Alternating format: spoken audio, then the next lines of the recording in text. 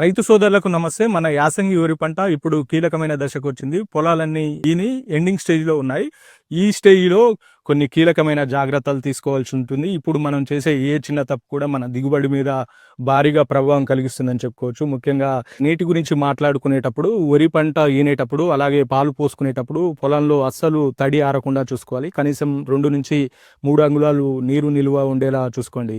నీరు నిల్వ లేకపోతే గింజ గట్టిపడదు. అలాగే తాలు గింజలు ఎక్కువ అవుతాయి. కాబట్టి నీటి విషయంలో అసలు శ్రద్ధ అయితే వహించకండి. అంటే ఎరువుల విషయంలో కూడా చాలామంది చాలా తప్పులు చేస్తారు. ఈ టైంలో ఎరువుల విషయంలో తప్పు చేస్తే మీ దిగుబడి మీద ప్రభావం ఉంటుంది. కాబట్టి చాలామంది రైతులు ఈ టైంలో కూడా యూరియా వేసుకుంటారు.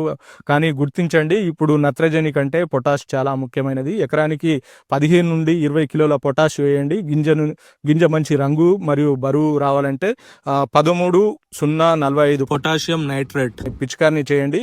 ఇది మీ పంటకు మంచి బూస్ట్ అని కూడా చెప్పుకోవచ్చు. వీడియో గాక మీకు నచ్చిన రైతు లైక్ చేయండి, మరికొంతమంది రైతులకు షేర్ చేయండి, అలాగే మా ఛానల్ని సబ్స్క్రైబ్ చేయండి. థ్యాంక్